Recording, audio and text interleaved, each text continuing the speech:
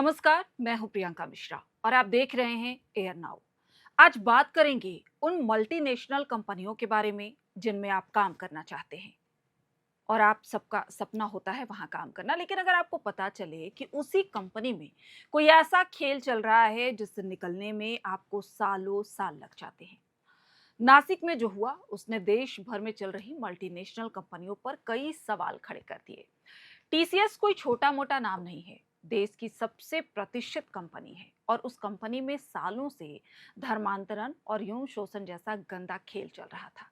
सोचिए, आपका सहकर्मी आपके साथ आपकी मेज के बगल में बैठता है, आपके साथ कॉफी पीता है और धीरे धीरे आपकी कमजोरियों को जानता है और फिर आपसे ही खेलना शुरू कर देता है।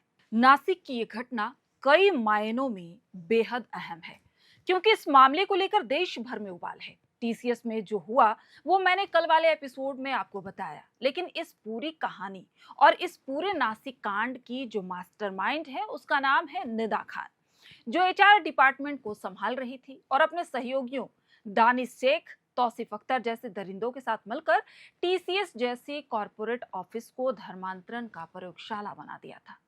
जब पुलिस ने पहली एफआईआर दर्ज की थी तो लगा कि शायद ये वर्क प्लेस हैरेसमेंट जैसा कोई मामला होगा, छोटा मोटा मामला। लेकिन जैसे जैसे इसके पन्ने पलटे गए, कहानी डरावनी होती चली गई।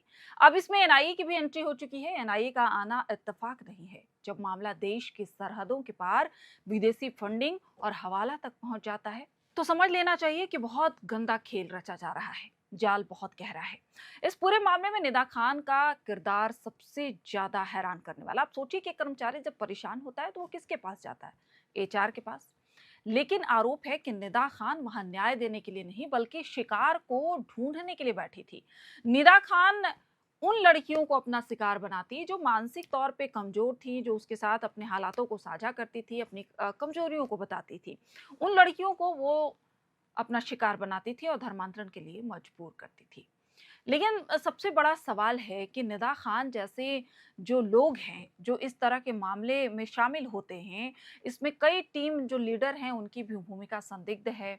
लेकिन 4 साल टीसीएस जो एक प्रतिष्ठित संस्थान है, बार बार हम इस बात को कह रहे हैं कि एक ऐसी कंपनी जिसमें अपनी खुद की कई नीतियां होती हैं, उसमें जब 4 साल से इतना गंदा खेल चल रहा था तो चुप्पी क्यों थी?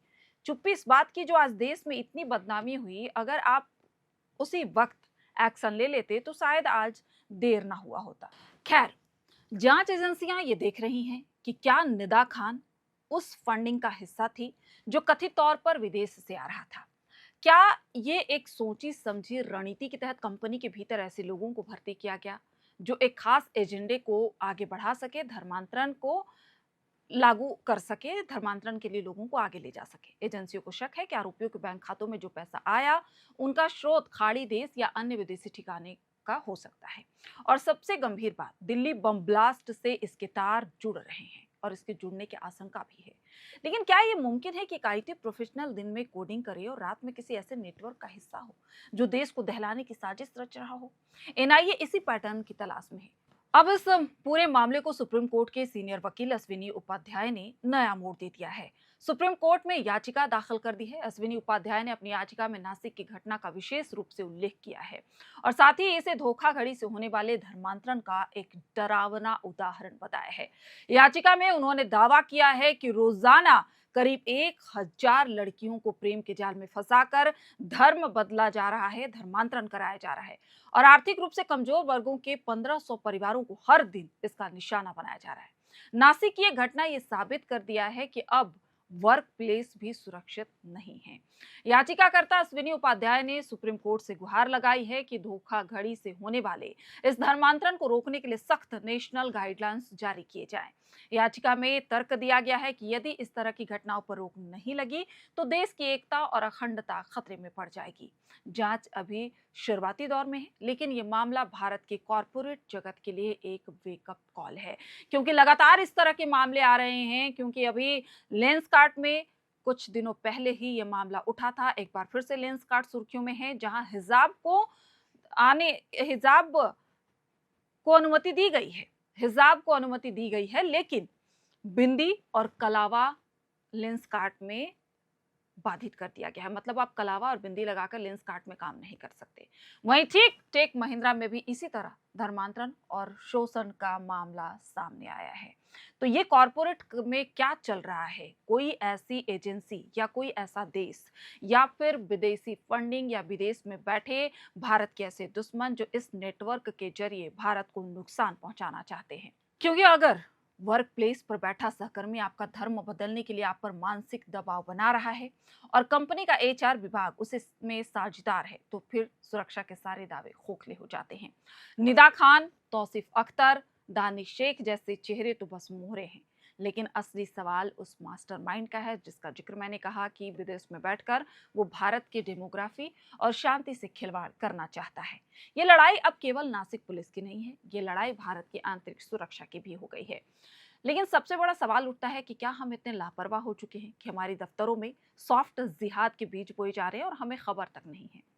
क्या मल्टीनेशनल कंपनियां सिर्फ प्रॉफिट देखेंगी या अपनी कर्मचारियों की सुरक्षा और शुद्धता की भी जिम्मेदारी लेंगी? क्या अब वक्त आ गया है कि सुप्रीम कोर्ट और सरकार मिलकर एक ऐसा कठोर राष्ट्रीय कानून लाए जिससे धर्मांतरण के इस संगठित सिंडिकेट की कमर तोड़ी जा सके? नासिक के एसटीसीएस कांड ने उस भरोसे की बुनियाद हिला दी है जिसके दम पर लाखों युवा अपने घरों से दूर दूसरे शहरों में करियर बनाने जाते हैं। जब ऑफिस के डेस्क डेस्क न रहकर किसी साजिश का अड्डा बन जाए और एचआर विभाग इंसाफ की जगह जाल बिछाने लगे, तो समझ लीजिए कि खतरा आपके घर के दरवाजे तक नहीं बल्कि आपकी कैबिन तक पहुंच गया है। निदा खान और तौसीफ खान, दानिश शेख जैसे नाम शायद एक बड़ी मशीनरी के छोटे पुर्जे हों, लेकिन जिस विदेशी फंडिंग और आतंक के तार जोड़ने की बात एनआईए कर रही है, वो संकेत हैं कि ये मामला सिर्फ टीसीएस कंपनी से जुड़ा और वर्क प्लेस हैरेसमेंट से जुड़ा हुआ नहीं है, बल्कि देश की जड़ों पर प्रहार है। ये भारत में एक नई जंग की तरफ ले जा रहा है, ये भारत में नई साजिश की बू भी है। आप सभी इस पूरे मामले पर क्या सोचते हैं? कमेंट करके हमें जरूर बताइएगा, क्योंकि ये सिर्फ नासिक का मामला नहीं है। हाल ही में अमरावती को लेकर हमने आपको बताया कि किस तरह से 19 साल का अयान शेख किस तरह 180 लड़कियों का यौन शोषण करता है, उनके साथ संबंध बनाता है, शारीरिक संबंध बनाता है और 350 वीडियो बनाता है और एक कंपनी उन सारी लड़कियों को ब्लैकमेल करने लगती है। अब ये नासिक से मामला, सोचिए नासिक मेट्रो सिटी जहां कंपनियों आईटी कंपनियों का हब है, वहां इस तरह का मामला, फिर टेक महिंद्रा में इस तरह का मामला। तो अब जो है धीरे धीरे एक के बाद एक के खुलकर लोग सामने आ रहे हैं, क्योंकि कई कंपनियों में लोग डर से अपनी आवाज नहीं उठाते हैं, लेकिन जैसे ही ये मामला खुला अब कई कंपनियों के जो कर्मचारी हैं वो आवाज उठाने लगे हैं। अब देखना ये होगा कि इस मामले में और कितने लोग भुक्तभोगी हैं और कितने लोगों को धर्मांतरण की तरफ धकेला गया है। अब ये मामला खुलने के बाद या जांच में ही पता चल पाएगा। लेकिन आप सभी का राय जो है कमेंट बॉक्स में जरूर बताइएगा, क्योंकि आपकी राय हमारे लिए महत्वपूर्ण है। आप सभी का बहुत बहुत शुक्रिया।